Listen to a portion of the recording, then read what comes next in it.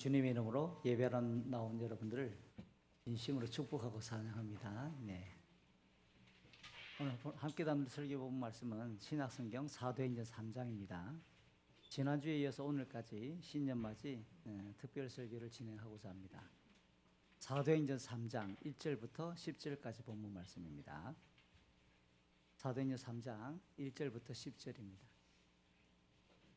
가지고 있는 성경들 읽으시면 됩니다. 저는 쉬운 성경으로 읽겠습니다. 개역 성경이나 기타 다른 번역 성경을 가지고 있는 분들은 가지고 계신 성경 그대로 읽으십시오. 사도행전 3장 1절부터 10절까지 우리 한 절씩 나누어서 교도할게요. 제가 3장 1절을 쉬운 성경으로 먼저 읽습니다. 어느 날 오후 3시 기도하는 시간이 되어 베드로와 요한이 성전으로 올라가고 있었습니다. 성전 문에는 태어날 때부터 걷지 못하는 사람이 앉아 있었습니다. 그 사람이 메고 와서 아름다운 문이라 부르는 성전 문에 앉혀놓고 성전에 들어간 그 사람들에게 구걸을 하게 했습니다. 베드로와 요한이 막 성전으로 들어가려는 것을 보고 걷지 못하는 사람은 그들에게 구걸을 하였습니다. 베드로는 요한과 함께 그 사람을 눈여겨본 후에 우리를 보시오 라고 말했습니다. 그 걷지 못하는 사람은 무언가 얻을 것을 기대하면서 두 사람을 쳐다보았습니다. 그러나 베드로는 이런 말을 하였습니다. 은과 금은 내게 없으나 내게 있는 것을 당신에게 주겠소. 나사렛 예수 그리스도의 이름으로 일어나 걸으시오. 이 말을 하면서 베드로는 그 사람의 오른손을 잡아 일으켜 세웠습니다. 그러자 그 사람의 다리와 발목에 힘이 생겼습니다. 그 걷지 못하던 사람이 벌떡 일어나 걷기 시작하였습니다. 그는 두 사람과 함께 성전으로 들어가 걷기도 하고 껑충껑충 뛰기도 하면서 하나님을 찬양하였습니다. 모든 사람이 걷지 못하던 사람이 걸어 다니는 것과 하나님을 찬양하는 것을 보았습니다. 사람들은 그가 전부터 성전의 아름다운 문에 앉아 구걸하던 그 사람이라는 것을 알고서 눈앞에 벌어진 일로 인해 크게 놀라며 이상하게 생각했습니다. 아멘.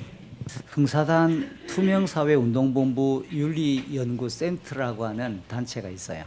이 단체가 주기적으로 우리 한국 사람들의 정직지수, 그 다음 우리 한국 사람들이 어떤 가치를 지향하는가라는 것을 수년에 걸쳐서 한 번씩 정기적으로 계속 질문을 하고 답을 하면서 보고서를 제출합니다. 2017년도의 조사 결과니까 제법 오래됐다, 그렇죠? 한 7년이나 지났습니다. 그 결과를 보면 이미 뉴스를 통해서 접했던 좀 우리가 고민해봐야 될 수치가 나왔습니다. 대한민국에 지금 재학 중에 2017년 현재 7년 전에 고등학생이었던 분들이 그때 했던 생각들입니다. 55%. 절반이 약간 넘습니다. 10억을 준다면, 10억이 생긴다면 1년 정도 감옥에 가 있는 건 괜찮다. 10억이 생기면 1년 정도 감옥에 가 있는 것도 괜찮지 뭐. 그들 중에 특별히 또 고등학생 61%는 친구 숙제를 그냥 베껴서 낸 적이 있다. 46%는 자기 것을 빌려주기 싫어서 친구들에게 안 빌려주려고 거짓말을 한다고 응답을 했습니다. 10억 적은 돈이 아니다, 그쵸? 10억의 감옥살이를 택하지 않겠다고 그럼 대답한 학생들은 왜 그러면 그렇게 대답을 안 했을까요? 그런데 또 이것도 놀라운 거는 전과자가 되면 1년 정도 감옥에 갔다 왔다라고 하는 교도소에 다녀왔다라는 전과자가 되면 직업 선택이 어려워지잖아. 바보 같은 짓을 왜 해? 그러면 10억을 위해 1년 정도 감옥에 가겠다고 응답한 사람이 55%고 나머지 중에 61%가 또 경제적 가치 때문에 나는 뭐 10억 더 벌 수도 있잖아, 내가. 라는 것 때문에 또 그런 안 가겠다, 선택을 안 했다는 겁니다. 오늘 가만히 이 질문들을 다시 아침에 묵상을 해보는데요. 우리 사회가 가지고 있는, 대한민국 땅이 가지고 있는 제일 큰 가치와 자랑거리가 뭘까요? 그게 이 질문을 가지고 본다면 돈이구나, 경제적인 안정이구나, 남들이 보기에 번듯하게 잘 사는 거구나 라는 것이 우리 사회를 지배하는 최대의 가치가 틀림이 없습니다. 함께 예배하는 저를 포함해서 우리 모두가 같은 생각을 가질걸요. 그래서 우리 사회를 가리켜서 뭐라고 말할까요? 우리 시대의 정신을 가리켜 물질 만능주의 또는 자본주의 등으로 표현하곤 합니다. 사실 돈은 비단 우리 시대뿐만 아니라 창세기 3장 이후부터 인류의 모든 역사 동안 항상 자랑거리에는 우선순위를 점했던 것도 사실입니다. 자연스럽게 그 돈을 얻기 위해 사람들의 관심과 에너지가 집중되는 겁니다. 그러니까 그 돈에 힘을 부여하기 시작하고 권력을 부여하기 시작한 거죠.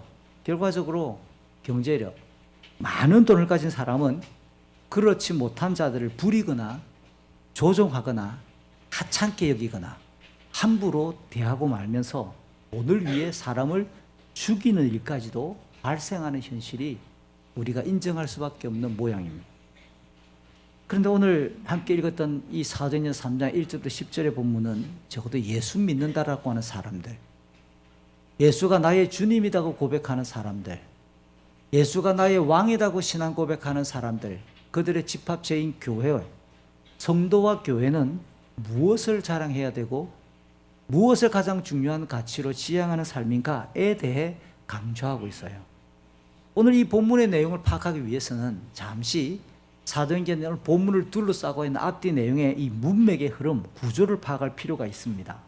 그리고 오늘 3장인데요. 사도행전의 시작인 1장부터 차근차근 살펴보면 십자가에서 죽으셨다가 사흘 만에 부활하신 그 예수님이 40일 동안 제자들과 함께 성경 강좌를 진행하셔요. 주제는 하나님 나라. 하나님 나라에 대해서 40일 동안 부활하신 예수님이 제자들과 더불어 집중적으로 공부를 합니다. 그리고 성령이 임하시면 그 복음의 증인이 되라라고 말씀하시고는 주님이 하나님 보좌 우편으로 승천하시는 거죠. 제자들은 그 예수님의 말씀에 의지해서 성실하게 열정적으로 기도하는 내용이 사도행전 1장이에요. 그리고 사도행전 2장이 딱 되면 예수님이 정말 말씀하신 대로 오순절, 오순절은 6월절로부터 50일이니까 주님이 돌아가신 데가 6월절, 3일 만에 부활, 40일 동안 성경 강좌, 대충 시간적 흐름이 나옵니까? 그리고 나서 오순절이에요. 오순절까지는 주님이 승천하신 이후에 일주일에서 10일이에요. 한 주간에서 열흘밖에 안 됩니다. 그 정도의 기간 동안 제자들이 흩어지지 아니하고 예루살렘에서 그들은 예수님의 말씀을 붙들고 성령이 임하기를 기도했다는 겁니다. 그랬더니 진짜 사도행전 2장 오순절에 베드로를 포함한 사도들에 의해 이 기도하는 그 현장에 놀라운 성령이 강림하셨고 그들을 충만하게 임하여 주셨습니다.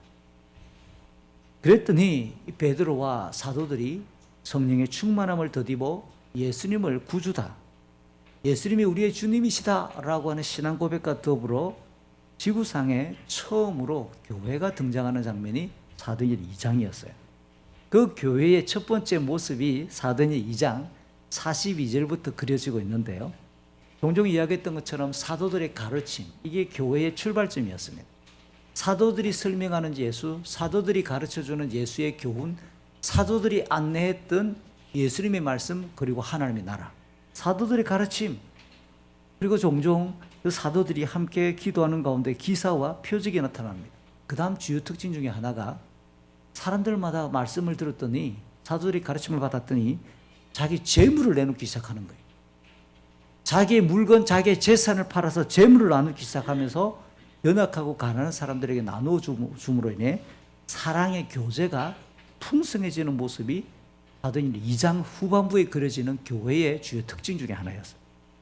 그런데 이런 교회의 모습이 3장을 건너뛰고 4장 뒤에 가면 4장 32절, 34절, 35절, 32절 이후의 내용에도 똑같이 반복되는데 그 가운데 재물을 나눠주는 모습이 4장에도 또 그려지고 있어요. 이런 상황 가운데, 그림 가운데에 한 그 사이에 끼어 있는 것이 오늘 본문 3장이라는 거예요. 그럼 오늘 이 3장이 위치하고 있는 교훈이 오늘 이 본문을 통해서 이 사도행전을 기록한 누가가 무엇을 전달하고 싶었을까요?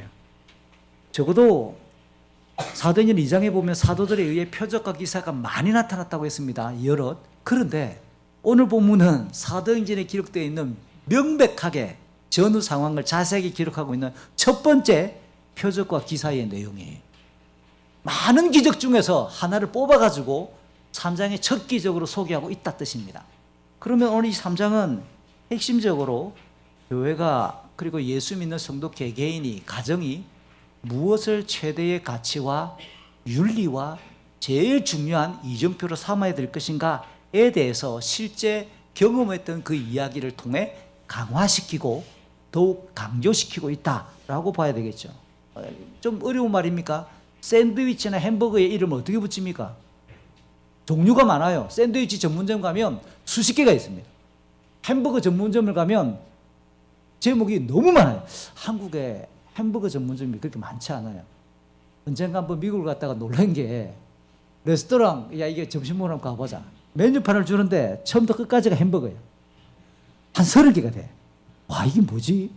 아니 햄버거면 햄버거인데 아니 햄버거 종류의 이름이 한 30가지 이상 나오니까 자세히 읽어보니까 에그 프라이 샌드위치, 그 다음 뭐 베지터블, 뭐 애플 햄버거, 그 다음 뭐 이렇게 뭐 비프 스테이크 햄버거. 끝에 햄버거인데 이 앞에 내용의 이름이 다 다르구나. 그 그림을 보니까 빵 두 개 사이에 들어가는 재료에 따라 이름이 다 바꾼 거죠. 실제죠? 그러니까 치즈 샌드위치는 안에 치즈 넣으면 샌드위치 되는 거예요. 치즈 샌드위치지. 새우버거는 새우를 넣으면 되는 거예요. 새우. 앞뒤 내용이 똑같아. 분량을 따지고 보면 90%는 빵이야. 똑같아. 몇 프로 안 되는데 그것 때문에 이름이 싹 바뀌어버리잖아요. 이것처럼 오늘 사도행전 3장은 사도행전 1장부터 쫙 진행되는 이 사도행전의 교회가 시작되고 예수 믿는 자가 늘어나면서 오늘 이 3장 이야기가 교회와 성도가 무엇을 인생의 제일 중요한 가치로 여겨야 될 것인가, 우리의 정체성과 본질적인 그 모습에 대해서 지향해야 될 내용을 딱 기적 이야기를 설명하면서 다루고 있다는 거예요. 그러니까 과연 예수를 믿는 우리가 지상을 살면서 무엇을 제일 중요하게 여겨야 될 것인가, 목숨을 걸고 지켜내야 될 것인가에 대해서 오늘 본문은 잘 설명하고 있어요. 저는 오늘 이 내용을 통해서 또 새해를 맞아 아직까지 1월이니까 여전히 신년을 설계하고 올 한 해를 준비하는 우리 모두에게 중요한 하나의 이정표가 되었으면 참 좋겠습니다. 오늘 본문의 1절, 2절, 3절을 한번 볼까요? 쉬운 성경은 오후 3시로 바로 번역을 했습니다. 원문에 보면 9시 기도 시간, 9시 기도 이렇게 나옵니다. 신약 성경은 요한복음을 제외하고는 이 기록되어 있는 숫자에다가 6을 더하면 오늘 우리에게 익숙한 현대시로 바뀌어질 수 있어요. 왜 6을 더하느냐면 유대인들이 시간을 카운트할 때는 아침에 해가 뜰 때부터 해가 질 때까지는 12시간으로 봅니다. 그 다음 해가 지고 나서 아침에 해 뜰 때까지 또 12시간, 이렇게 해서 기준점이 달라지기 때문에 그래요. 그래서 평균적으로 해 뜨는 시간이 아침 6시잖아요. 그래서 그들은 6시부터 1시, 2시, 3시로 카운트하기 시작하는 버릇 때문에 유대인들의 시간 습관을 파악하기 위해서 성경은 대부분 그렇게 기록했는데 요한복음은 로마 제국의 공식 시간으로 오늘 우리가 적용하는 현대시로 기록되었다고 보는 것이 문맥을 해석하는데 훨씬 자연스럽습니다. 사도행전에 나오는 시간들도 다 보면 6을 더하면 오늘 우리의 현대시로 바꿀 수 있어요. 9시니까 6을 더하면 15가 되지요. 그러니까 이게 오늘 쉬운 성경은 곧바로 현대적인 어감으로 바로 번역을 해서 오후 3시 이렇게 했습니다. 베드로와 요한, 사도행전 2장에서 가장 크게 교회가 등장할 때 사역을 진행했던 두 사도 베드로와 요한이 성전으로 올라갑니다. 성전으로 올라가는데 출입구가 하나가 있는 게 아니라 여러 개의 문들이 있는데 그 중에 하나인 미문, 쉬운 성경은 아름다운 문으로 그걸 풀었습니다. 미문이 바로 아름다운 문입니다. Beautiful gate. 아름다운 문이라고 불려지는 그 문에 앉아 태어날 때부터 한 번도 걸어본 적이 없는 지체장애가 있는 그 사람이 구걸하고 있는데 그 사람을 딱 만나는 내용이 1절과 2절과 3절의 내용입니다. 이 아름다운 문이 뭘까? 예루살렘에 가보시면 성전이 제일 높은 위치에 위치하고 올라가는 길이 동서남북으로 여러 개의 문이 있습니다. 느헤미야에도 보면 성벽을 재건할 때 그 문의 개수가 10개쯤 나옵니다. 그러니까 출입하는 문이 한두 개가 있는 게 아니라 많이 있는 거예요. 그 중에 이 아름다운 문이 어디일까? 고고학적인 발굴 자료에 의하면 예루살렘의 이 성에서 성전으로 올라가는 제일 정동쪽에 위치한 문, 그 문의 공식적인 이름은 니카노르 게이트라고 부릅니다. 이 문은 고린도에서 그렇게 생산되는 노쇠를 수입해가지고 높이, 이 문의 높이가 23m. 23m면 아파트를 지을 때 한 층의 높이를 대략 2.7, 8m? 좋아. 또 퉁치가 3m라고 치봅시다. 3m라고 쳤을 때 23m면 몇 미터입니까? 37, 21, 38, 24. 8층 높이예요. 8층 건물 높이. 문 높이가. 그 정도로 높은 거예요.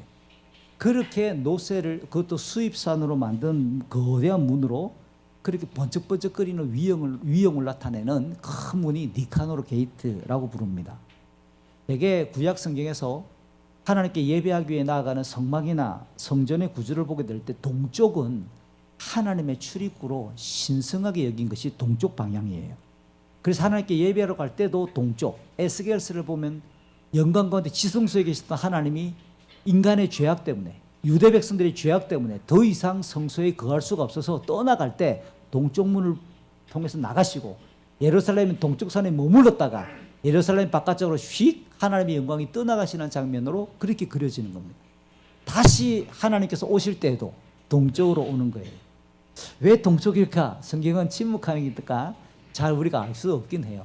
아마도 상징적인 것 중에 하나가 우리가 짐작한데, 지구에서 해는 동쪽에 뜨니까 그 해를 아마도 하나님의 영광으로 비유해서 동쪽 방향이지 않을까라고 일반적으로 추정할 뿐이고, 구체적으로 그 설명은 밝히지 않고 있습니다. 자, 생각을 해보세요. 예루살렘 동쪽에는 올리브 나무가 많이 심겨져 있어가지고 산 이름 자체가, 언덕 이름 자체가 올리브 언덕입니다. 번역하면 감람산.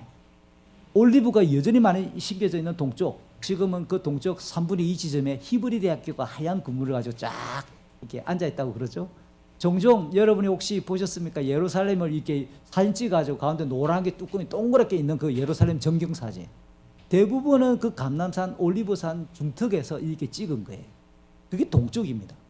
그 언덕배기 너머에서 아침에 해가 탁 떠올라 보세요. 해도 눈부신데 그 떠오르는 해를 딱 정면으로 받아가지고 이 니카노르 게이트가 노새라고요. 노새. 방자 유기, 노, 금빛 나는 거. 그게 햇빛을 그대로 받아가지고 번쩍번쩍거리기 시작할 때, 우와! 하나님이 저곳에 계시겠다. 누구나가 다 감복하고 아마도 경탄할 만한 그림이 아침마다 예루살렘 성전을 바라보면 번쩍번쩍거리는 그 모습이 그 위용을 드러내고자 그렇게 찬란하게 의도대로 설계되었고 빛을 발하고 있을 아침. 그러니까 사람들은 그 문을 바라볼 때마다 니카노르 게이트라고 하는 공식적인 이름 대신에 어떤 문이라고 불렀을까요? 아름다운 문, 미문이구나 라는 별명이 붙었고, 오히려 별명이 예루살렘에 있는 사람들에게 더 많이 익숙해지고 회자되었을 가능성이 높죠. 그래서 그 문, 아름다운 문, 미문이다 라고 이렇게 많이 불려졌을 겁니다.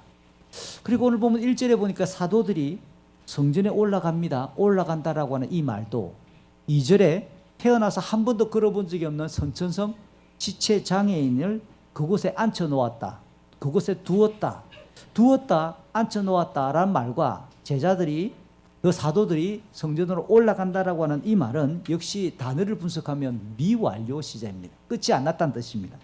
그래서 반복적이고 정기적이며 계속해서 똑같은 행위가 계속 반복되고 있는 행위를 가리킬 때 미완료 시제를 쓰는데, 제자들이 오늘 한 번 올라간 게 아니고 계속해서 두 사도들은 성전에서 올라갔다는 뜻이고, 그 구걸하는 사람도 오늘 한 번이 아니라 계속 정기적으로 그 자리에 앉아 구걸했다는 뜻입니다. 그러면 아니 좀 이상하지 않아요? 좀 꼼꼼하게 읽어보세요. 교회가 2장에서 시작됐잖아요. 그러면 교회로 기도하러 가야 되는데 왜 성전으로 가지? 성전은 제사 드리는 것인가 구약시대를 상징하고, 이게 구약시대가 예수님이 오셨으니까 십자가와 부활로서 끝났는데 왜 사도들이 교회로 기도하러 안 가고 성전으로 기도하러 갔을까요? 처음에 저는 청년 시절에 이 성경을 읽다가 이게 좀 약간 뜨끔했습니다. 아니 사도들이 말이야 성전이 아니라 이제는 교회로 가야 되는 거 아니야? 베드로가 설교해가지고 3,000명이 회개해가지고 지금 2장에서 교회가 시작됐는데 왜 성전으로 가지 기도하러? 이게 좀 궁금했습니다. 그러다가 잠시 생각을 해봤죠. 일단 유대인들이 하루에 3번씩 기도하는 습관은 있었습니다. 다니엘서 6장에 보면 다니엘이 하루에 3번 기도합니다. 그는 이제 하루에 3번 기도했다는 내용이 나오고, 그 다음 사도행전 10장에도 보면 베드로가 12시 기도 시간이란 말도 나옵니다. 그래서 이 3번이 언제일까라고 질문해 볼 때 해 뜰 때 아침 6시경, 그 다음 중간에 베드로의 상황을 빌어오면 정오 시간에 한 번, 그 다음 일몰 시간에 한 번 이렇게 기도했겠다라고 생각하는 사람도 있고, 그 다음 해 뜰 때부터 해 질 때까지 12시간을 3등분 해가지고 아침에 한 번, 점심때 한 번, 오후 3시경에 또 한 번 기도했겠다. 3시로 또 오후 보는 사람도 있습니다. 정확하게 유대인들이 몇 시에 정확하게 기도했는가? 이건 정확하지 않아요. 그럼에도 불구하고 하루에 3번씩 기도하는 습관들은 분명히 있었습니다. 유대인들이 하나님께서 보내실 그의 아들 메시아 그리스도가 이 땅에 오실 것이다 라는 것에 대한 소망을 품고 그들이 세계 강대국의 압제 속에서 그들이 힘들게 살아갈 때 하나님께 기도하면서 그들은 늘 버티며 메시아를 대망했던 모습들이 있었거든요. 이렇게 아마도 베드로와 사도는 유대인으로서 아직까지 교회의 초반부니까 그곳에 가면 기도할 수 있으니까 또 하나님의 아들 독생자를 기다리는 그런 사람들이 있으니까 그들 틈바구니에 써서 이미 오신 예수님이 설명하셨던 하나님 나라를 견고하게 복음을 전가하기 위한 결단을 하기 위해 기도 시간으로 규칙적으로 기도하러 올라갔겠다 생각할 수도 있겠죠. 종교개혁자 장 칼뱅은 오늘 이 두 사도가 성전에 올라갔던 이 걸음을 이렇게도 해석을 합니다. 유대인들이 소망을 품고 오실 메시아를 기다리고 있던 그 성전에 예수님처럼 두 사도가 성령이 임했으니까 예수 그리스도와 복음을 전거하기 위해 이 두 사도는 정기적으로 계속 성전에 복음 전하러 올라갔겠다로 해석하는 사람도 있습니다. 어떻든 오늘 베드로와 요한이 그냥 아무 생각 없이 올라가지는 않았을 거예요. 그리고 자기 집에서도 기도할 수 있잖아요. 자기 익숙한 생활 근거지에서도 기도할 수 있잖아요. 그런데 오랫동안 하나님을 찾고 예배하며 하나님의 그리스도를 갈망했던 사람들이 있는 그곳으로 기도하러 올라갔다. 이게 기도하러 위해서 올라갔건 복음을 전하러 올라갔건 간에 두 사도가 그곳으로 올라간 것만은 우리가 기억해 봐야 될 상황입니다. 그 다음 오늘 본문에 등장하는 이 지체장애인은 4장 22절에 의하면 40여세로 추정됩니다. 태어나서 지금까지 40년이 넘는 기간 동안 자기 발로 한 번도 일어서 본 적이 없는 사람, 한 번도 걸어본 적이 없는 사람. 그러니까 이렇게 움직일 수 없는 사람의 오늘 우리처럼 다양한 직업군이 있었다면 전문적인 교육을 받아가지고 앉아서도 충분히 일할 수 있는 일거리가 있을 수 있겠지만 1차 산업시대니까 비교적 산업의 내용이 단촐했던 시대니까 할 수 있는 일이 없는 거예요.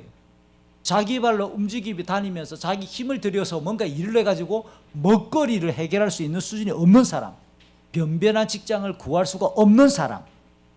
그래서 레위기 25장 23절에 의하면 하나님께 나오는 백성들이 이웃들을 향해서 선한 마음을 품고 또 구제를 하라라고 하는 이 말씀을 딱 기억하면서 이제 기도 시간을 맞춰가지고 유대인들이 성전으로 올라갈 때만큼이라도 평소에는 까먹거나 평소에는 그냥 지 마음대로 살아가다가 성전 입구에서 구걸을 하면 그 율법을 떠올리며 그래 아이고 저 일단 하나님께 기도하기 위해 은혜를 받기 위해 내가 긍휼을 베풀고 자선이라도 하고 하나님께 기도해야 되지 않을까? 동전 하나 탁 던져주면서 주님 하나님 내가 이 기도하러 올 때 적선을 하고 왔다고 이렇게 그러니까 하나님 보셨지요? 나에게 은혜를 주십시오. 뭐 이렇게 기도하기 좋도록 딱 그 자리가 목이죠, 목. 이 구걸하는 입장에서는 기도하러 올라가는 사람에게 자선의 기회를 제공하기도 하고 자기는 또 뭐예요? 생존을 위해 생활을 위해 수입의 수단으로 구걸을 하는 전문 프로 거진 거죠. 이 사람은 몸의 구조상 그렇게 하지 않으면 먹고 살 수가 없는 그런 어떤 상태에서 그곳에 앉아 그렇게 구걸을 했을 것입니다. 우리는 우선 일단 계속 본문을 풀어가면서 지금의 이 1절과 2절과 3절의 내용만 가지고도 최소 두 가지의 교훈을 확인할 수가 있습니다. 이 두 가지는 참 무능력하다. 우리 인생에 궁극적인 힘이 되지 않는구나 라고 실망할 만한 두 가지입니다. 하나는 뭐냐?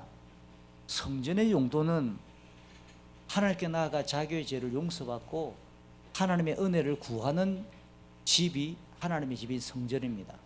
열왕기상 9장에서 솔로몬이 성전을 짓고 난 뒤에 기도했던 성전을 봉헌하는 기도를 보면 구할이 회개에 대한 내용이에요. 아버지 하나님 이곳을 향하여 기도하거든. 하나님 이곳을 향하여 고개를 들거든. 이방인이라도 유대인이라도 어디에 있든지 우리의 죄를 사하시고 하나님이 은총을 베푸시옵소서. 열왕기상 9장 솔로몬의 성전 봉헌 기도입니다. 그러니까 인간은 기본적으로 죄악 덩어리라는 사실을 전제하고 하나님의 은혜를 구하기 위해서는 우리의 죄를 내려놓고 고백하고 하나님이 채우시는 사제와 더불어 우리의 생을 인도해 가시는 하나님의 그 놀라운 역사를 그렇게 기대하며 은혜를 구하는 것이 성전이고 하나님의 집이라는 사실을 보여주는데, 오늘 그 성전의 출입구 아름다운 문이고 하나님의 영광과 위엄을 상징하는 문이라고 하는 그곳 앞에 앉아 구걸하는 사람을, 그러니까 성전은 40여 년이 지나는 동안 고치질 못한 거예요. 성전의 무능력함이죠. 그러니까 성전은 구약의 율법이나 유대 종교 전체의 가장 핵심적인 장소이고 하나님께 예배하며 하나님을 만나는 집이잖아요. 그럼 좀 더 확장하면 성전으로 대표되는 구약의 율법, 그리고 유대 사회가 지향하고 있는 그들의 믿음의 체계인 유대 종교가 이 사람 40년 동안 태어나 이렇게 비참하게 살아가고 고통 가운데 살아가는 이 사람을 그 사람의 불행을 전혀 해결하지 못하는 생명력 없는 종교이고 껍데기에 불과하고 형식적인 종교 행위에 불과하구나 라는 사실을 고발하고 있는 내용 중에 하나입니다. 매일 성전으로 향하는 그 입구에 앉아서 끼니를 위해 구걸하고 참 사람들의 온갖 비난과 조롱과 던져주는 동전에 의해 수동적이며 비참하게 살아갔던 이 지체 장애인의 이 근본적인 고통을 해결하지 못하고 있는 이 상황에서 성전은 여전히 수많은 사람들에게 발길이 끊이지 않는 곳으로, 하나님의 이름이 되뇌어지는 곳으로 참 이중적인 그런 어떤 생명력 없는 모습으로 존재하고 있는 건물이었다는 겁니다. 또 하나는 이 사람이 앉아있는 그 문을 한번 떠올려 보세요. 높이가 23m.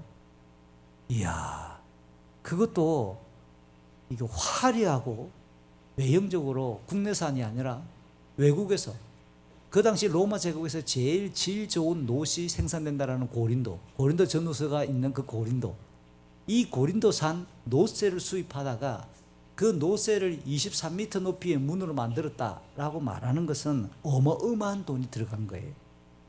그리고 그것을 수입해 가지고 그 문으로 만들어 가지고 주조해서 문을 달았다. 이거는 그 시대가 가지고 있는 기술력에다가 문명을 상징할 수도 있겠지요. 그러니까 겉보기에 화려한 이 외형적인 문화, 고도로 발달된 인간 문명의 무능력함을 또 보게 됩니다. 인간적인 그 능력으로 발현되는 이 세속적인 가치가 아무리 매력적이고 우리 삶을 편리하게 만들어준다 할지라도 우리 인간이 가지고 있는 근원적인 이 불행을, 우리가 살아가면서 겪게 되는 이 고통의 뿌리인 이 모든 문제를 해결할 수 없다. 이 땅의 질서, 이 땅의 가치, 이 땅의 것이 결국 우리의 고통을 근원적으로 지워줄 수 없다라는 것도 고발하고 있는 겁니다. 결론적으로 오늘 본문에 이 선천성 지체장애를 가지고 구걸하는 사람은 창조주 하나님을 반역한 죄와 타락의 결과로서 영적인 죽음의 상태이고, 그 증상으로 비참함과 불행과 그 다음 고통의 실존 속에 놓여있는 그 사람뿐만 아니라 모든 인생을 대표하는 우리 인간의 대표로 그 자리에 앉아있다라고 해석할 수 있습니다. 하지만 건물 성전으로 대표되는 일반 종교 행위, 그리고 세속적인 가치가 그런 인생을 결코 구원할 수가 없구나라는 것도 잘 보여주는 장면입니다. 그런데 성전을 향하던 두 사도가 4절을 보니까 그 사람을 외면하지 않습니다. 4절을 가만히 보면 두 사도가 구걸하고 있는 그 사람을 휙 그냥 지나간 게 아니라 눈여겨, 이걸 우리끼리 말을 바꾸면 주목해서, 시간이 아마도 짧은 시간이었을지 몇 분이나 지나갔을지 모르겠지만 두 사도가 아마도 집중해서 온 마음을 다해 그 사람의 행동, 그 사람의 모습, 어쩌면 그 사람의 얼굴 표정까지 낱낱이 꿰뚫어 보며 지켜보았습니다. 지켜보기만 한 게 아니라 4절 끝에 보니까 말을 건네기 시작합니다. 베드로가 뭐라고 말을 건네냐면 우리를 바라보라. 여보시오, 우리를 쳐다보시오, 우리를 바라보라 라고 말을 건네었습니다. 그러니까 이 두 사도가 응시했던 그들의 눈빛은 죄 아래서 신음하고 비참하게 살아가는 그 인생의 본질을 꿰뚫는 긍휼의 눈짓, 주님이 마치 목자 없는 양들이라 비유하시며 고통하는 인생들을 바라보았던 우리 주님의 바로 그 눈빛이지 않았을까요? 그리고 그에게 우리를 바라보라 라고 말했던 것은 그의 이 연약함과 고통을 함께 동정하는 사랑의 선언으로 우리를 바라보라 라고 말을 했겠죠. 그러자 5절에서 국을 하던 이 사람이 무엇을 얻을까 기대하는 마음이 갑자기 불일 듯 일어나기 시작하며 두 사도를 바라보았다라고 4절과 5절은 소개해 줍니다. 여기서 주목해야 될 또 하나의 흥미로운 점은 얼마 앞에 요한복음 9장 2절에 보면 태어나면서부터 시각장애를 앓고 있는 이 맹인을 바라봅니다. 그게 예수님의 이 제자들이 예수님께 질문을 합니다. 태어나면서부터 앞을 보지 못하는 맹인이니까 저 사람은 엄마 뱃속에서부터 스스로 죄를 지은 결과일까요? 아니면 부모가 저 아기를 잉태하고 가졌을 때 죄를 지어서 아기가 태어날 때 앞을 못 봤을까요? 그게 결론적으로 뭐냐? 예수님을 따라다니고 함께 사역을 진행했던 사도들은 사람이 가지고 있는 장애, 신체적인 장애든 마음의 장애든 또는 그 사람이 가지고 있는 장애를 뛰어넘은 모든 질병이나 그 사람이 겪고 있는 어떤 재앙이나 고통의 상황을 어떻게 해석할까요? 하나님께서 주신 징벌이에요. 하나님이 죄가 있어서 그 사람을 지금 때리고 있는 거야. 하나님께서 그에게 매를 들어서 때리고 있기 때문에 몸에 육신의 질병과 장애가 발생했다라고 하는 세계관을 가지고 있는 거예요. 이 제자들의 세계관은 그들만이 독특하게 형성되어 있는 게 아니라 그들이 태어나서 자라고 있던 유대 사회 전체, 유대 종교 전체, 율법을 포함해서 성전에 나가 제사기를 즐겨하는 유대인들이 가지고 있는 전체 인간이 겪고 있는 고통에 대한 기본적인 신념이 바로 하나님께서 그 죄에 대하여 징벌하신다라고 하는 심판으로 보고 있다는 거예요. 자, 똑같이 예수님께 그렇게 질문했던 제자들입니다. 그 제자들의 대표인 베드로와 요한이 오늘 이 본문에서는 이에게 더 놀라운 것은 하나님께 징계를 받아가지고 그렇게 지금 고통한다라고 말을 할 때 그거는 참 이게 부정한 자고 죄가 있는 자이기 때문에 가까이 가서 말을 걸면 될까요, 안 될까요? 구약의 전통에 의하면 부정한 자, 죄인과 함께 같이 있거나 신체적인 접촉이 있거나 가까이 하면 그 사람의 죄나 부정이 나한테 오염이 된다고 이야기하는 거예요. 전염이 된다고 가르치는 거예요. 그런 상황에서 평상시 부정하다고 판단된 사람이 가까이 오면 가까이 하기를 꺼려하고 배척을 하고 멀리 떨어져서 말을 걸거나 말을 안 거는 게 기본적으로 유대인들의 정서인데 오늘 본문을 보니까 똑같이 예수님 옆에서 얼마 전까지만 해도 하나님의 징벌 때문에 누구 죄 때문에 저렇게 앞을 못 봅니까? 라고 질문했던 바로 그 제자들이 이제 태어나면서부터 한 번도 그런 적이 없는 이 사람을 향해서 말을 걸고 있다네요. 태도의 변화가 느껴지세요? 요한복음 9장과 사도행전 3장에서 똑같은 사람들인데 베드로와 요한이 똑같은 제자였는데 한쪽에서는 죄악의 결과 때문에 부정하다고 이야기했다가 오늘은 말을 걸고 있다는 겁니다. 별것 아닌 것처럼 보이지만 얼마나 획기적인 변화인지 몰라요. 교회를 다니면 예수를 믿는다고 말하면 달라져요. 사람을 대하는 게 달라져야 되고 인식이 달라져야 되고 우리의 생활 모습이 바뀌어져야 될 것을 제자들에게서 비로소 우리는 보게 되는 겁니다. 그런 상황에서 제자들이 우리를 보시오. 쳐다보는 거야 볼 수가 있죠. 그런데 말을 건다. 이 사람에게 말을 건다. 그리고 지금까지 성전으로 기도하러 들어가는 수많은 유대인들이 그의 앞을 지나갔을 텐데 이 거지에게 구걸하는 사람에게 말을 건 사람이 과연 얼마나 됐을까요? 제가 보기에는 아마 거의 없었을걸요. 얼마나 오랫동안 그 자리에 앉아있었는지 알 수 없긴 하지만 꽤 오랫동안 있었을 텐데 그동안 말을 걸거나 뭔가 이렇게 관심을 보이고 이렇게 뭔가 이야기를 했던 사람이 아마도 없었을 가능성이 높습니다.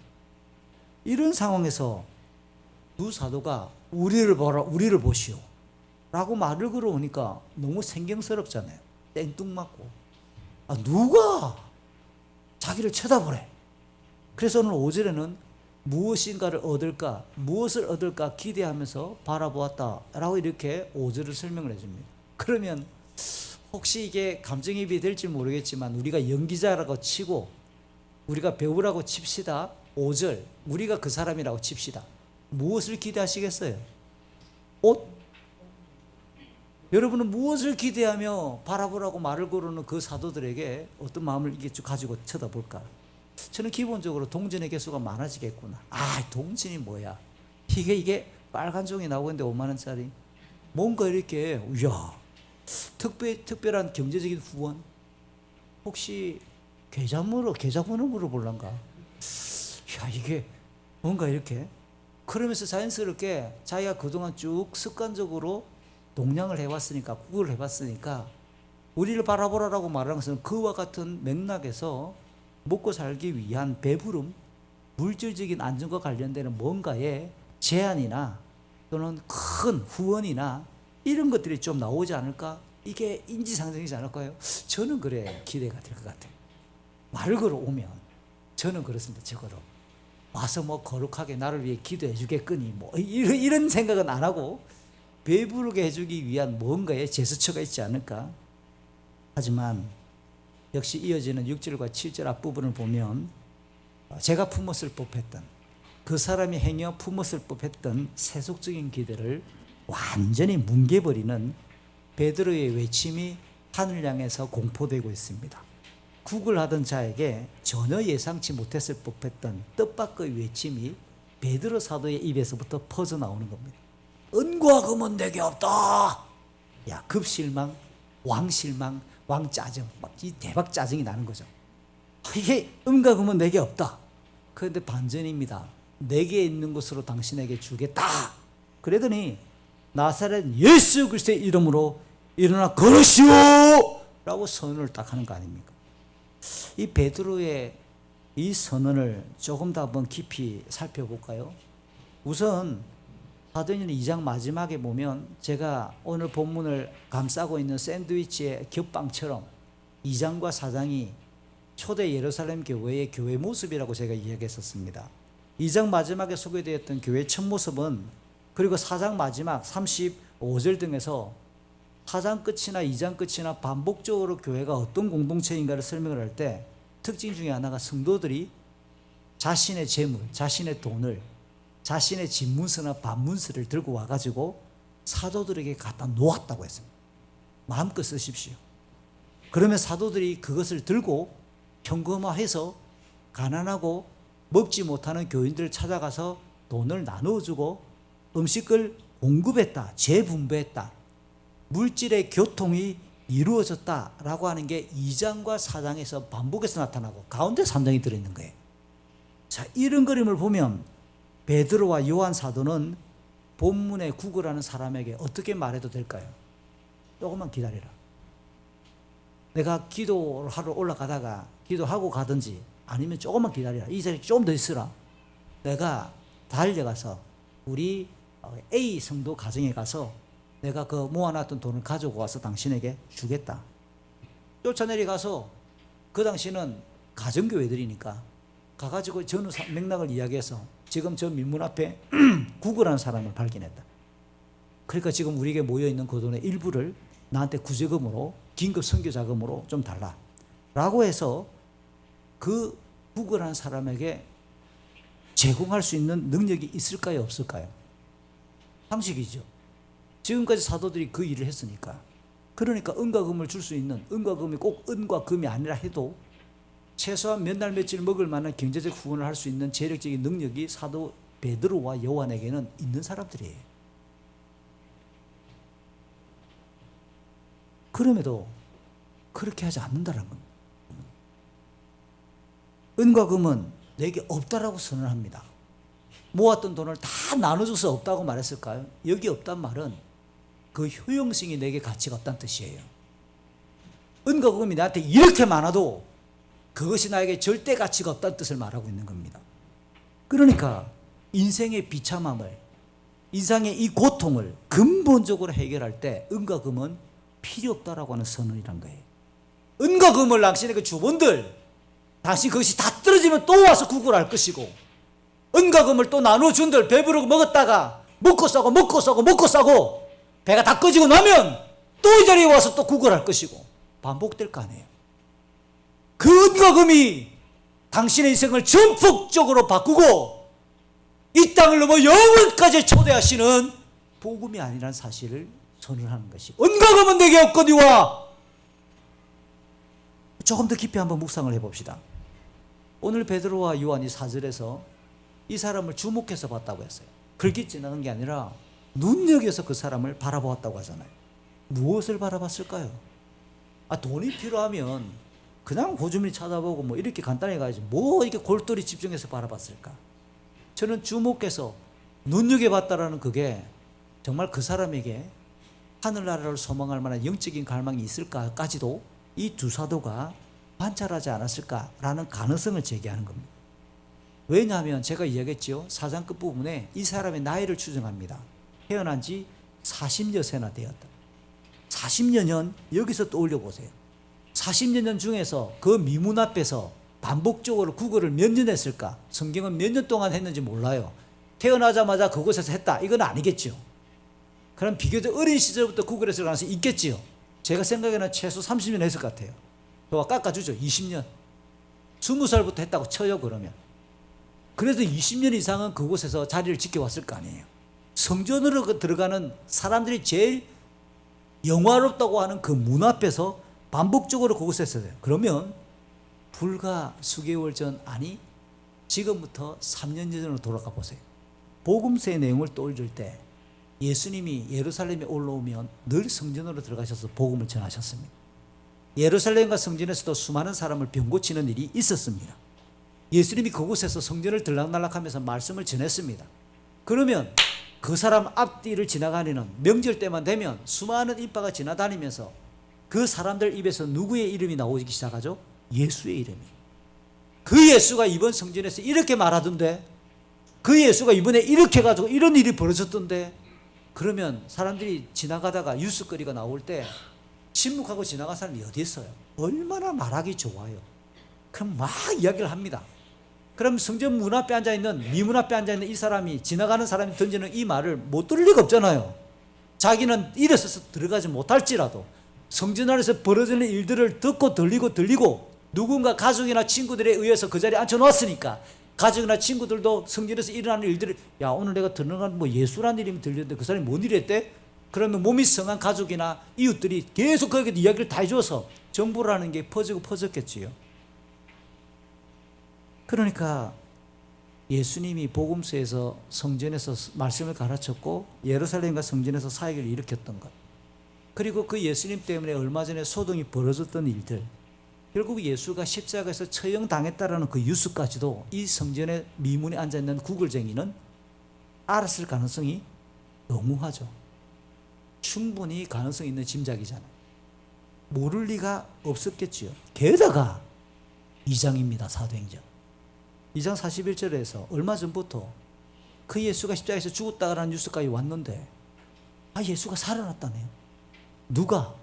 베드로가 설교합니다. 어디에서? 예루살렘에서, 성전에서. 아니 얼마 전에 베드로와 이 사도들이 예수가 살아났습니다. 예수가 죽었다가 살아났습니다. 죄와 죽음의 권세를 깨뜨리고 우리를 하나님의 백성으로 초대하기 위해 살아났습니다. 그리고 예수를 믿고 회개하십시오 라고 했더니 오순절 명절을 지키기 위해 운집했던 예루살렘의 사람들 중에 3,000명이 일시에 한꺼번에 회심하는 일이 벌어졌어요. 3,000명? 이것도 대박 뉴스 아닌가요? 엄청난 뉴스일 거예요. 그들이 성전을 드나들며, 이 두 사도가 계속 성전을 드나들며 설교했고 복음을 전했던 것이 사실이잖아요. 그러면 이 사람은 이 베드로와 요한에 대해서도 알았을 가능성도 있겠다. 지금 예루살렘에서 벌어지고 있는 예수와 그 이름의 복음의 위용이 무엇인가에 대해서 충분히 오늘 이 사람은 2장을 지난 이후 3장이니까 감을 잡았고 느꼈고 소식을 들었을 가능성도 있겠지요. 자, 그러면 이 사람 마음속에 신락 같은 희망, 종종 쓰는 표현입니다. 신락 같은 희망이 생겼다 그러면 어떤 희망이 생기기 시작했을까요? 나도 예수를 믿으면, 예수님이 살아계셨을 때라면 그 예수님이 내 앞을 지나가기만 하면 내가 딱 붙잡았거든요. 아니면 예수님이 처형당했다. 그런데 그 예수님이 부활했다 라고 하면서 표적과 기적을 일으킨다더라. 그의 제자들이. 그러면 이 사람에게 마음속에 어떤 마음이 들죠? 나도 그 예수란 제자들이 지나가다가 나를 만나주기만 하면, 나도 그 사람들이 나에게 그 예수의 이름으로 기도하면 내가 벌떡 일어나지 않을까? 라는 말도 안 되는 기대를 품을 수 있는 기대. 저는 4절과 5절을 다시 되돌려서 보면 두 사도가 주목하여 보았다라는 게 그 사람이 품었을 법했던 영적인 갈망, 어쩌면 저 사람 진짜 오늘 한 번이 아니라 계속 앉아 있었는데 그때 정말 저 사람 이랬는데, 그러면서 그가 무엇을 얻을게 하여 바라보았다는 것도 베드로와 요한을 만약에 알아보았다라면, 그냥 단순히 구글이 잘 되어서 오늘 저녁에는 라면이 아니라 탕수육 먹을 수 있겠는걸, 내일은 안 나와도 되겠는걸, 내일까지 먹을 수 있는 거 돈 들어보겠는데 라고 하는 기본적인 물질에다가 플러스 그게 아니라면 저 예수 제자들이잖아 라는 사실을 간파했다면, 예수의 제자들이 자기를 보라라고 말해서 예수의 제자인 줄 알아보았다면 저들에 의해 나에게도 예수의 이름으로 말미암는 기적이 일어날까라고 하는 영적인 갈망도 포함되지 않았을까라고 한 번 더 우리가 짐작해 볼 수 있는 수준입니다. 결국 베드로는 죄와 타락으로 인해 비참한 고통의 삶을 살아가던 인생을 향해서 내게 있는 것으로 내게 준다라고 말할 때 나사렛 예수 그리스도의 이름으로 일어나 걸어라. 그를 향하여 선포했던 나사렛 예수의 이름만이, 그 나사렛 예수가 십자가에서 죽으시고 다시 살아났다라고 하는 이 놀라운 소식이 우리 인간을 구원에 이르게 할 만한 유일한 길이고 하나님께로 안내하는 진리이며 생명이라고 하는 사실을 선포한 거 아니겠습니까? 그 선언에 대한 확정으로 가만히 말만 한 게 아니라 오른손을 뚜석 잡았어요. 실제로 앉아요. 그리고 그 손을 잡아 일으킵니다. 여러분, 이게 베드로의 마음속에 야 이거 뭐 말만 하고 그냥 이렇게 돌아서고 일어날지 안 할지 모르는데, 이런 반신반의하는 마음 같으면 뭐 어떻게 됐겠어요? 그러나 베드로가 말만 한 게 아니라 오른손을 뚝 잡고 이렇게 세웠더니 벌떡 일어나더라는 겁니다. 베드로에게도 적어도 성령의 감동으로 말미암는 확신이 가득했다라는 것도 상기되는 겁니다. 이렇게 오른손을 잡아 일으키는 행동까지 베드로가 분명히 보였다라고 오늘 본문에 기술합니다. 굳이 사도행전 2장 43절에서 사도들이 행했던 수많은 기사와 표적이 많이 있었지만 오늘 본문 내용을 여기에 3장에 딱 배치시키고 있는 것은 어떤 교훈이겠습니까? 교회가 막 출발하고 시작되는 이 시점에서 교회가 잃어버리지 말아야 될 출발점, 기독교 신앙의 출발점, 우리가 예수를 믿는다고 말할 때 우리의 이 믿음의 출발점, 절대로 흐리거나 우리가 잊지 말아야 될 가장 선명한 출발점, 그건 교회의 가장 큰 능력이고 우리 교회가 예수 믿는 우리의 신앙에서 집중해야 될 본질이 무엇인가를 가장 잘 확인해 주는 교훈이기 때문에 오늘 보면 여기에 딱 배치했겠죠. 처음에 제가 언급했듯이 은과 금은 타락한 인류가 처음부터 지금까지 항상 추구해왔던 걸음이에요. 그것으로 자신의 가치를 더 높이려고 하고 안정된 삶을 유지하기 위한 보험처럼 우리는 자꾸만 욕심을 못 끊고 있는 거죠. 집중하는 게 사실입니다. 사도행전의 일부에 해당하는 전편 누가복음을 잠시 볼까요? 여기 보면 타락한 인류가 물질에 집중하는 얼마나 가볍고 천박한지 그 실상을 여과 없이 소개합니다. 누가복음 12장에 특별히 그러한데요. 12장 1절에 보면 예수님 주변에 지금 수만 명이 운집했습니다. 수만 명. 그 수만 명 중에 한 사람, 12장 13절에 보면 한 사람이 예수님께 나와 발언할 기회를 얻었습니다. 그러면 경쟁률이 몇 대 몇? 수만 대 1의 경쟁을 뚫었어요. 수만 대 1. 대한민국에 지금 제일 어렵다라고 하는 입시나 아니면 직장에도 수만 대 1까지 가는 건 없을걸요? 몇백 대 1 뭐 이렇게 그것만 해도 엄청난데 지금 수만 대 1이에요. 수만 대 1. 수만 대 1의 경쟁을 뚫고 예수님께 대화할 만한 자격을 얻었습니다. 그러면 이 사람이 무엇을 요청해야 될까요? 근데 이 사람이 예수님께 부탁하는 내용이랑 아버지가 죽으면서 남겼던 유산은 형이 다 가져갔다. 당신 지금 이야기 들어보니까 대단한 사람인데 우리 형을 찾아가가지고 유산 동생과 똑같이 나누어라 한마디 해주라. 그것을 수만 대 1의 경쟁을 뚫고 예수님께 나가서 요청하는 내용이란 그거라는 거예요. 어우, 얼마나 실망스러운지. 그런데 이 사람만 그럴까? 제게 자문을 해봤습니다. 수만 대 1의 경쟁을 뚫고 매일매일 기도할 수 있는 우리가 기도하면서 우리가 내뱉는 말이란 결국 그런 거 아닐까 생각을 해봤습니다. 이 사람처럼 이 땅을 딛고 살아가는 인생들은 눈으로 보이는 것, 손으로 만져지는 것, 우리 몸뚱아리로 감각되는 것만을, 육신적인 것만을 그렇게 추구하는 영적인 어두움과 무감각함에 처해 있는 것이 사실이잖아요. 종종 제가 비유합니다. 더더미가 잘린 곤충이 혹시 보셨어요? 제가 참 고백을 하는 건데 초등학교 다닐 때 몹쓸 짓을 해봤습니다. 이게 배짱이나 이런 걸 잡아가지고 더더미가 이렇게 기니까 더더미가 아주 자연 시간에 옛날에는 과학을 자연이라 불렀습니다. 그 시간에 곤충이가 더더미가 있으면 더더미를 가지고 방향감각과 모든 것을 찾아간다 얘기를 들었으니까 그럼 이걸 가위로 잘라버리면 어떻게 될까? 얼마나 잔혹한지 행동을 해봤다는 거 아니에요. 그랬더니 진짜로 방향감각을 잃어요. 비틀비틀하면서요 얼마 가지 못하고 그냥 죽어버리거나 또 다른 이렇게 것에 먹이가 되고 마는 거예요. 그 이후로 그 짓을 안 했습니다. 더더미 잘린 곤충, 어디로 가야 옳은지에 대한 방향감각이 상실한 인간이란 굉장히 멋있어 보이지만 바둥거리는 모습이고 그렇게 살아가요. 그렇기 때문에 물질은 가장 눈앞에 보이는 최적의 조건 중에 하나이기 때문에 가장 큰 소망의 대상이 되고 경배의 대상으로 군림하게 된 게 물질이에요. 하물며 예수님이 마태복음 6장에서 성자 하나님이시잖아요.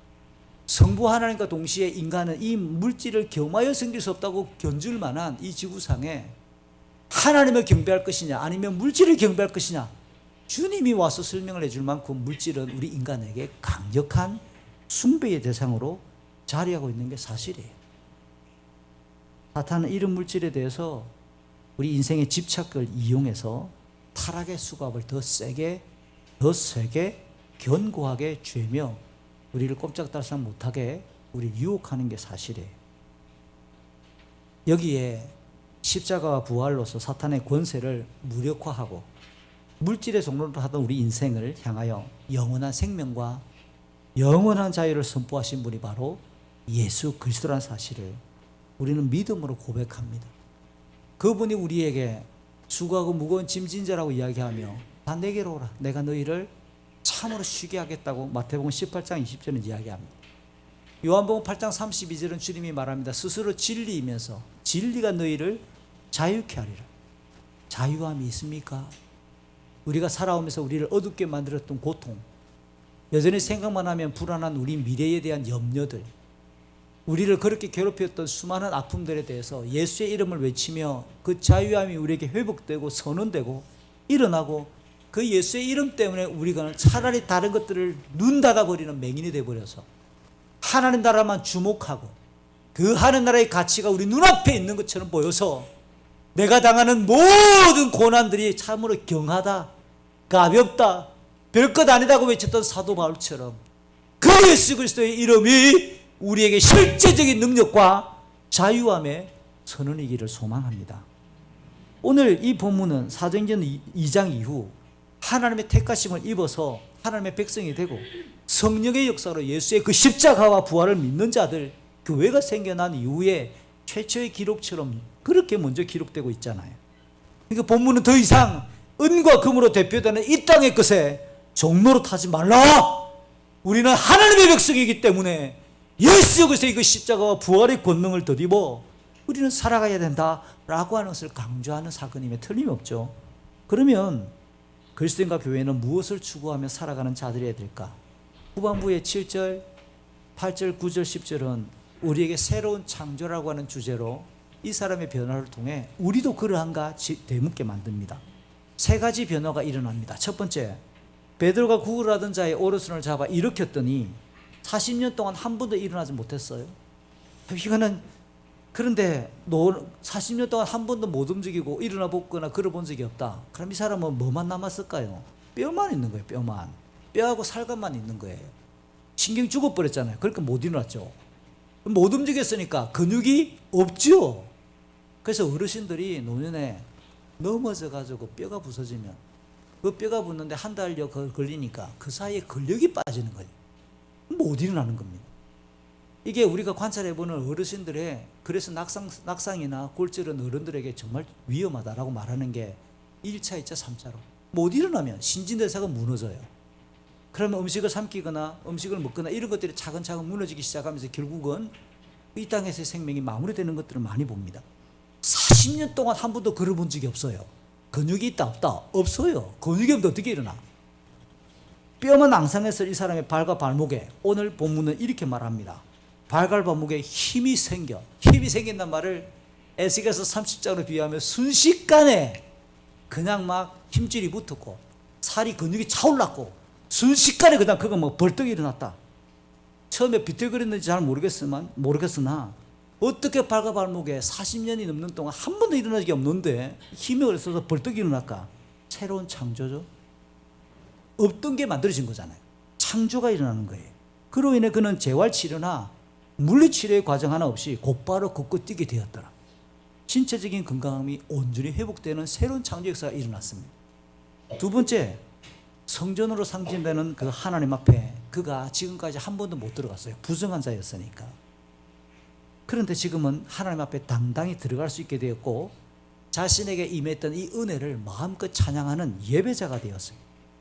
하나님의 거룩하심과 영광을 경험하며 그것을 사모하는 예배자로서의 삶이 지금부터 새롭게 시작되었으니까 예배자로서 새로운 창조적인 삶이 시작이 됐다는 뜻입니다. 마지막, 이 사람의 변화는 자기 개인에게 머물지만 않았습니다. 은밀하게 자기 안에만 그냥 일어났던 어떤 변화가 아니라 그를 지켜보고 있던 수많은 사람들이 그걸 보고 깜짝 놀라면서 역동적인 사회성이 발현되기 시작하는 하나의 도구가 되었습니다. 그러니까 사람들은 앉아서 구걸하던 그자가 뛰어다니며 찬양하는 모습을 보고 놀랄 수밖에 없고 충격에 사로잡힐 수밖에 없는 거예요. 내가 교회 다니고 예수 믿는다면 우리 주변에 가장 가까이 있는 사람들이 놀라야 되는데 비웃고 있어요. 그 비웃음도 놀람 중에 하나가 저는 괜찮다고 봐요. 근데 더 무서운 거는 반응이 없다는 거예요. 죽어 있습니다. 저는 오늘 이 세 번째 반응 예의 주시해야 된다고 생각해요. 내가 예수 믿으면, 내가 예수로 말미암아 구원의 능력이 출중하면 우리를 향하여 비난하고 탄압하고 박해를 하든지 아니면 감동을 받든지 그들에게도 감각이 좀 뭔가 전달되면 좋겠어요. 아무런 표현이 없어. 이건 뭐죠? 내 속에 있는 생명력이 그들에게 아무런 효력이 없다는 뜻이잖아요. 그래서 예수 믿고 난 이후에 우리를 바라보며 당신 좀 뭔가 변화가 있는 것 같다. 교회 다니는데 그러면 왜 교회 다니는데 막 가지 말라고 막 그러면 제대로 변화가 일어난 거예요. 그 고난을 우리는 맞서는 거예요. 예수의 이름으로 그 고난을 맞서고 환난을 맞서고 불편함을 맞서는 거예요. 또 당신을 보니까 나도 교회 가고 싶은데 오른손을 잡고 나를 따라오시오. 우리가 또 다른 변화를 끌고 오는 거죠. 이 사람에게 일어난 이 변화는 이미 구약에서부터 예언되었던 내용이기 때문에 더 놀라운 거예요. 이사야는 35장에서 장차 하나님의 독생자 그리스도가 이 땅에 오시게 될 때 일어날 광경을, 광야가 그리고 메말랐던 그 땅이 기뻐하게 될 것이고 그 광야에서 백합화가 피어날 것이고 맹인의 눈이 밝아질 것이고 못 알아듣는 자의 귀가 열릴 것이고 전원자가 사슴처럼 뛰어다닐 것이다. 말 못하는 자는 노래할 것이다 라고 예언했잖아요. 물론 이런 예언은 예수님께서 치유와 이적을 행하심으로써 스스로 그리스도의 힘을 복음서에서 확정하셨고 하나님 나라가 시작되었음을 알리셨습니다. 그것이 완성되었다는 사실을 보였어요. 또한 바울은 고린도서 5장 17절에서 그리스도 안에 있을 때 새로운 창조가 시작된다고 선언하잖아요.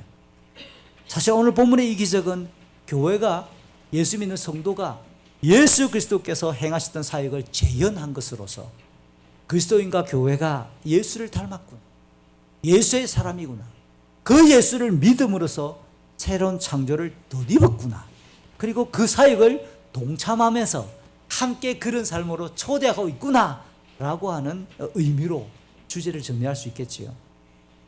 저는 지금까지 살핀 내용을 통해 세 가지 교훈을 적용 삼아 함께 나누면서 말씀을 마치고자 해요. 첫 번째가 우리로 하여금 새로운 창조의 삶을 일으키신 그 예수 그리스도의 이름에 대한 감격과 감사가 있어야 될 것이에요.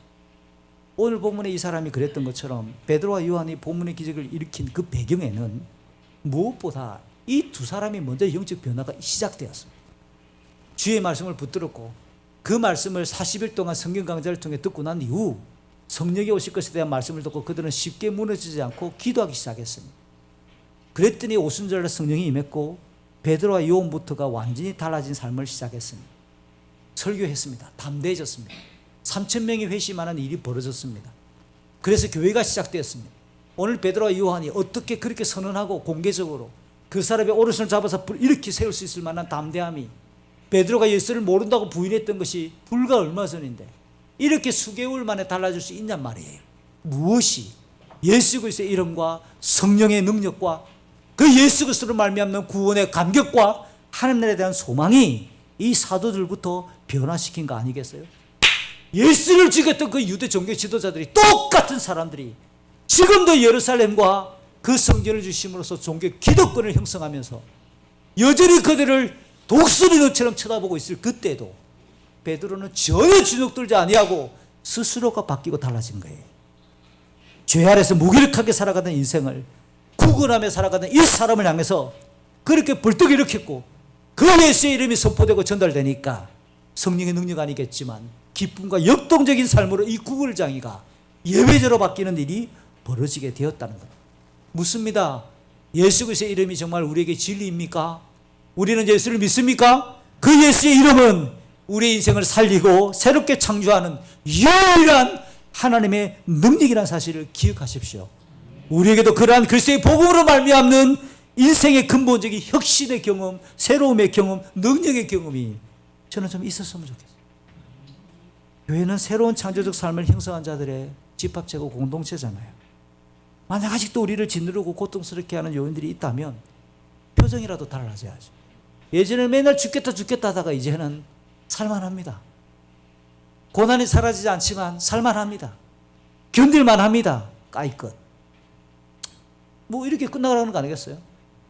그러면서 예수 이름을 부르고 찬송 하나 부르고 주여, 그렇게라도 우리가 버티고 맞서는 거 아니겠어요?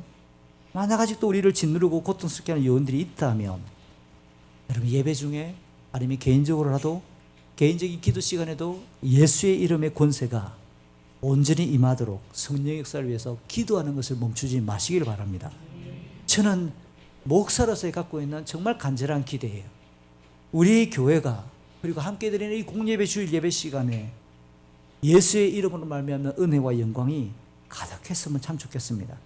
예배를 드리면서 한 주간 동안 여러분들이 그렇게 지독하게 막 그냥 해결되지 않은 고민을 갖고 왔다가 예배를 드리다가 여러분의 고민이 풀어졌으면 좋겠어요. 예배를 드리다가 내 아픈 질병이 치유됐으면 참 좋겠습니다. 우리를 그렇게 찔러내려서 수많은 상처와 우리에게 드러났던 그 생채기가 예배 드리면서 회복되는 은혜가 있었으면 참 좋겠습니다. 두 번째는 우리가 참 끊기 힘든 거예요. 여전히 물질, 이 땅의 것을 우리가 종로로 타잖아요. 그리고 똑같이 우리처럼 고통하는 세상과 이웃의 비참한 삶에 대해서 오늘 두 사도가 눈여겨보았던 것처럼 긍휼과 영적인 통찰력이 좀 있었으면 좋겠어요. 물론 우리의 삶의 목적과 방향, 방식이 우리의 이웃들처럼 그저 물질이나 이 땅에 속한 것에 집착하는 영적인 그 천박함에서 벗어나야 되겠죠. 이미 예수님의 가르침에 강조되었던 하나님 나라와 그 의가 우리 인생의 최고 절대 목표로 확고하게 밝아지고 그 삶을 위해 우리의 시간, 우리의 물질, 우리의 재능이 좀 집중되어졌으면 참 좋겠어요. 어제 저녁에 우리 강사님 부부가 청년들을 공개 초대해서 아주 이렇게 저녁을 맛있게 먹고, 지난주 제가 설교를 툭 던져놓고 설교 시간에 그렇게 말해놓고 나는 실천 안 하면서 찝찝했는데 아침에 보니까 먼저 청년들이 햄버거를 이렇게 막 샌드위치를 막 먹고, 눈치를 보니까 또 강사님 사모님 싼 것 같아. 이게 참 이게 먹먹해지는 감동이 있는 거예요. 그렇게 살아가는 거예요. 동시대를 살아가는 우리의 이웃들이 다양한 원인으로 고통하고 있는 게 사실이거든요. 우리는 기본적으로 고통하는 자들을 비난할 게 아니라 어떻게 원인을 분석해 주지 마세요. 우리가 다 모르잖아요. 원인을 자꾸 분석하려고 그래. 그것까지만 해도 괜찮은데 해답을 제시하려고 그래. 자꾸만. 원인도 제대로 분석 못하는데 어떻게 해답을 제시해요? 그러니까 우리는 기본적으로 그만 동정하셔야 돼요. 판단, 유보. 판단하는 죄를 좀 그만 그쳤으면 좋겠어요. 우리 입이 얼마나 면도날처럼 나가가지고 원인도 아닌데 원인이라고 자꾸 뭐 갖다 대주고 세뇌시키고 해답을 제시해 주려고 하는지 모르겠어요. 비록 종교가 다르고 삶의 방식이 다를지라도 함께 더불어 살아가는 이웃이라고 하는 이웃의식이 좀 있어야 된다고 생각합니다. 그러니까 우리가 판단하고 심판하는 그 역할은 성부 하나님과 성자 예수 그리스도의 고유한 구원이라는 사실을 알고 그분께 올려드리고, 우리가 해야 될 건 뭡니까? 비판이나 비난을 멈춘 상태에서 그들의 처지를 향한 가슴이 먼저 울렁거려야 되지 않을까요? 그래서 로마서 12장 15절이 말하는 것처럼 기뻐하는 자들과 함께 기뻐하고, 우리가 해야 될 역할은 우는 자들과 함께 우는 것이어야 돼요. 동시에 인생의 약함, 인생의 악함의 근본적인 원인이 죄로 말미암았다라고 하는 사실에 대한 의분이 있어야죠. 저렇게 만들었던 그 의분이, 하나님 보시기에 아름다웠던 이 창조 세계와 질서를 망가뜨려 놓고 계속해서 인간을 억압하는 그 의분을 보니까, 이 상을 보니까 사회 시스템의 문제거든. 그럼 시스템을 향해서 고치라고 우리가 관청에 전화 한 통 해주고 투표할 때 제대로 뽑아야죠. 이게 우리가 가지고 있는 시민의식이어야 한다는 겁니다. 악한 구조를 향하여 개혁하고자 하는 선한 마음도 가져서, 교회에서 왜 자꾸 성명서를 발표합니까가 아니라 교회는 복음을 전하는 곳이고요. 우리 각자가 밖에 나가서 성명서를 내시고 NGO 활동도 하시고, 여러분의 주문을 들어서 그런 활동을 하는 사람들에게 후원도 좀 하시고 그러시기 바랍니다. 각 가정에서 교회 드리는 헌금 외에도 여러분이 정말 하나님 나라를 위해서 이렇게 의로운 삶을 살아구나 하는 단체들에 의해서 좀 기부하는 일이 많았으면 좋겠어요. 그것이 모든 그리스도인과 교회에 부여된 일반적인 우리가 걸어가야 될 부르심의 길이고 소명입니다. 이 소명을 감당하기 위해 저는 우리 속에 있는 신령함의 가치, 말씀의 부유함을 제대로 깊이 누리면서, 먼저 말씀이 기둥처럼 써 있을 때 다른 것들에 관심할 이유가 없죠. 건강하게 바라볼 수 있는 관점이 생기겠죠. 마지막인데요, 은과 금의 종로로 타는 이웃들에게 예수의 이름과 그분의 그 능력과 권세를 적극적으로 증거하는 일을 오늘 사도들처럼 해야 되겠습니다.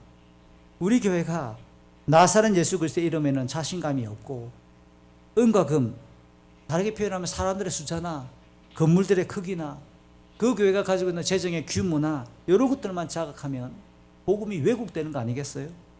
만약에 이 본문의 상황이 서울 남대문 한가운데, 남대문 사람이 많나요? 명동 한거리에, 명동 한거리에서 만약에 이런 일이 딱 벌어졌다고 칩시다. 한국교회 유명한 두 분의 목사님이 지나가다가 그 사람 딱 봤으면 뭐라고 말했을까요? 내게 예수 그리스도의 이름은 자신 없지만 내게 있는 것으로 당신에게 주노니 은과 금을 받으시오. 대정부 집사님께 이야기해가지고 돈 갖고 오라 해놓고 돈 주지 않았을까? 우리가 자랑하는 것이 뭡니까? 이 땅에 속한 것들을 자랑하기 시작할 때 교회와 우리의 경건은 급속도로 어두워지고 천박해지고 있다는 사실을 기억하시기 바랍니다. 단박에는 몰라요. 자기가 어떤 상태인지 잘 안 보입니다. 주변에서부터 먼저 자기를 보기 시작하고 자기가 자기를 바라보는 게 제일 늦거든요. 물론 하나님의 은혜 속에서 우리가 어느 정도 성장은 자연스럽고, 하나님이 우리에게 줄 수 있는 물질이 하나님의 은혜라는 사실도 잘 압니다. 얼마 전에 큐티하셨죠? 신명기 8장. 가나안 땅에 들어갔을 때 그 부유함이 우리에게 줄 수 있는 위험성. 하나님께서 분명히 복으로 주셨는데 그것이 전부 다인 줄 알고 하나님을 잊어버리게 되는, 하나님의 은혜인데 그 은혜를 맛을 보면서 하나님을 잊어버리는 이 영적인 위험성에 대해서 우리는 매일매일 자신을 쳐서 복종시켜야 되는 거예요. 교회가 성장하는 것 저는 필요하다고 봅니다. 그런데 문제는 제가 제기하는 것은 그게 핵심 목표가 되면 안 됩니다. 교회당 앞쪽에 올해는 몇 명 채우고자, 이번에 몇 명 전도해가지고 이번에 뭐 전도 주일에 몇 명, 저는 이런 것 좀 안 했으면 좋겠어요. 안 오면 어때요? 복음을 지금껏 전했는데 아무도 안 오면 또 어떻습니까? 저러다가 고난받은 이야기를 대신 나누면 안 되나요? 이게 교회의 본질이어야 되지. 은혜의 본질이라는 게 결국 무엇인가에 대해서 집중하는 거예요. 사도행전에도 2장에서 3,000명, 4장에서 5,000명 단기간에 이렇게 회심하고 정도가 늘어나는 사실이 기록되어 있잖아요.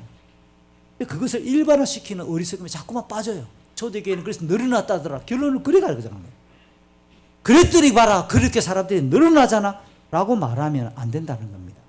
앞에서 강조했던 것처럼 말씀이 참되게 풍성히 가르쳐지고 재물에 대한 집착에서 자유로워지고 서로 소통하고 모이기를 힘쓰며 사랑이 넉넉한 교제가 풍성할 때 하나님의 은혜가 자연스럽게 각 사람에게 그렇게 나타나는 거예요.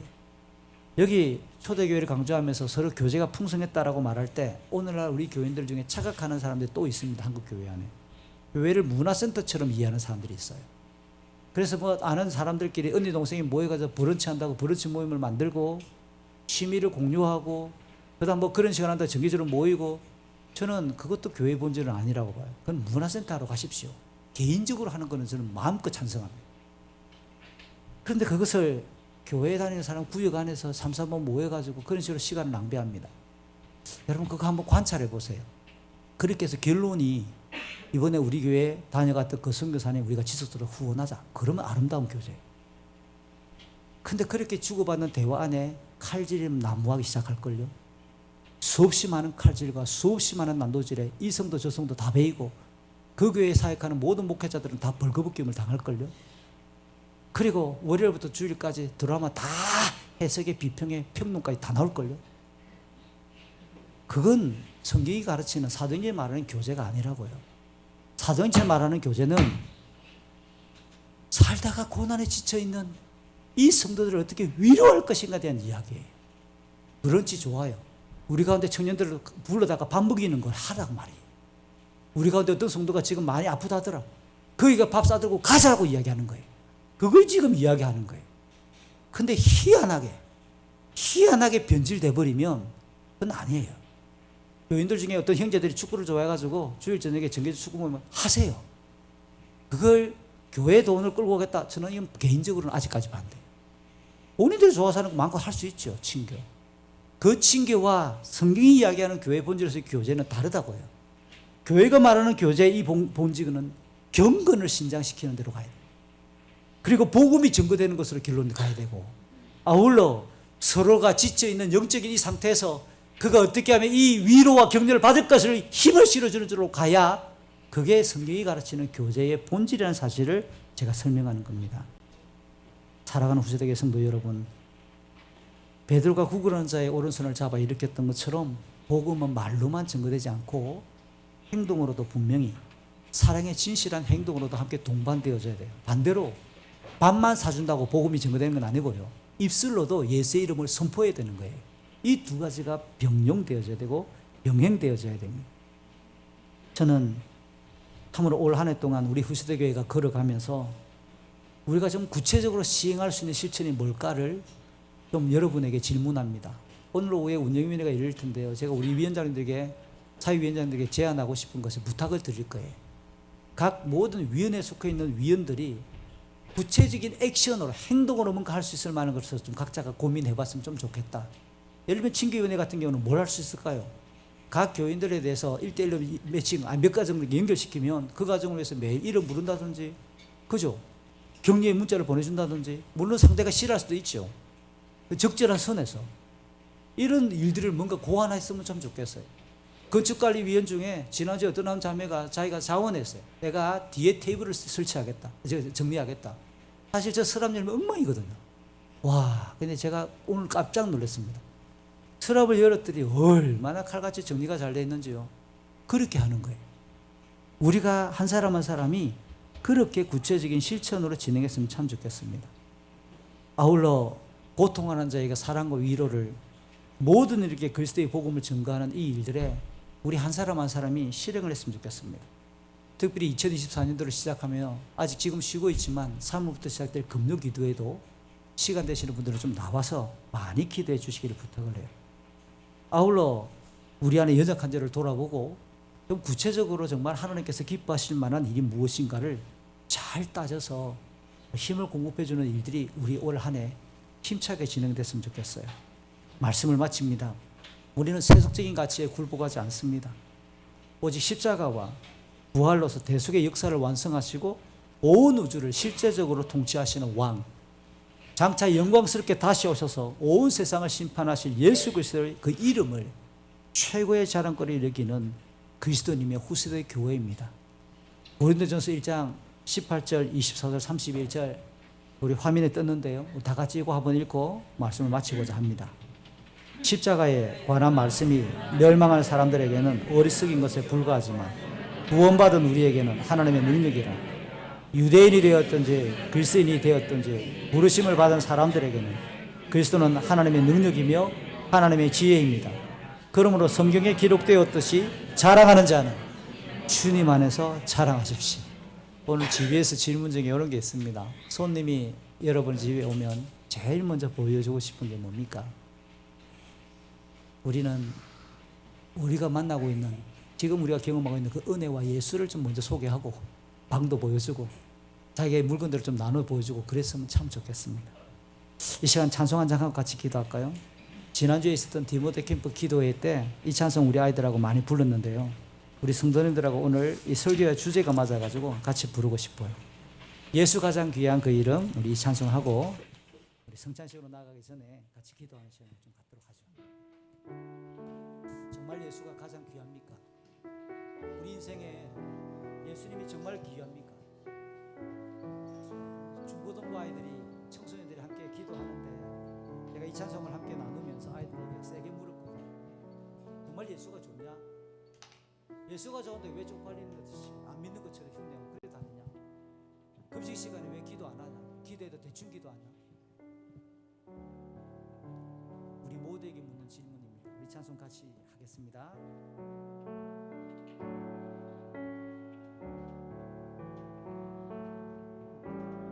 예수 가장 귀한 그 이름, 예수 언제나 기도 들으사, 오 예수 나의 손 잡아주시는 가장 귀한 그 이름. 예수 가장 귀한 그 이름 다시 합니다.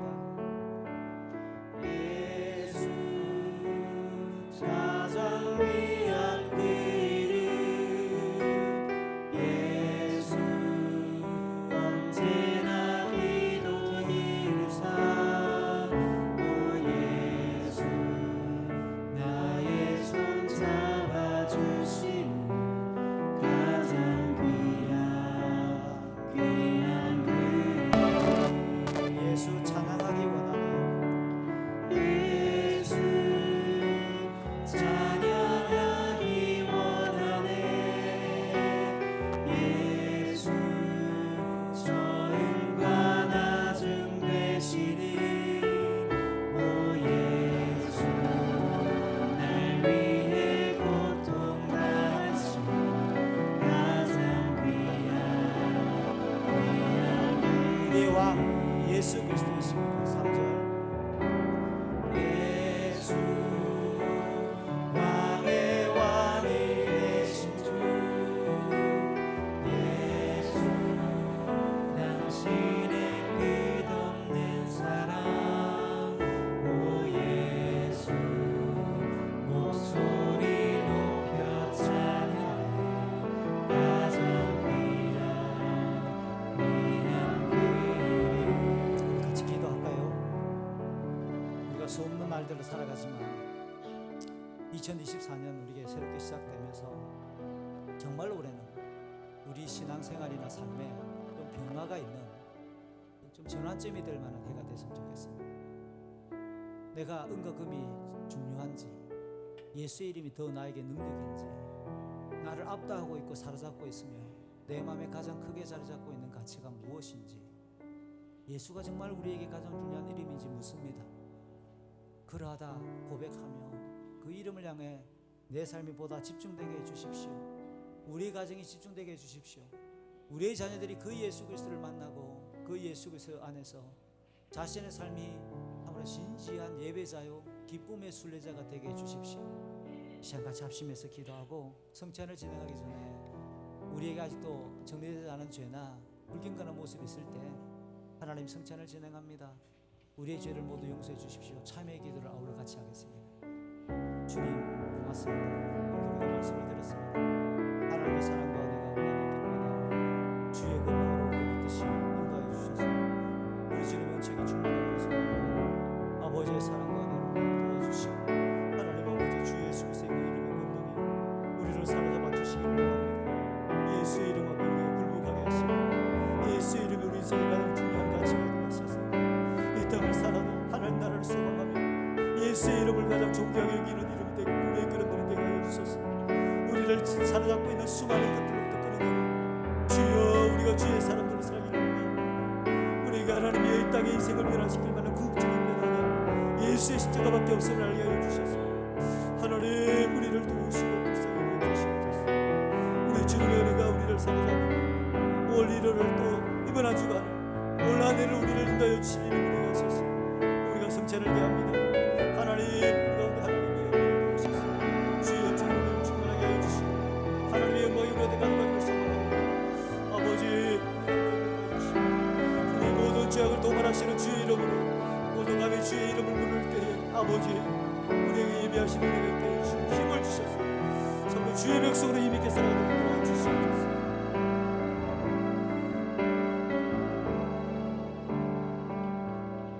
우리 주 예수 그리스도의 이름으로 기도합니다.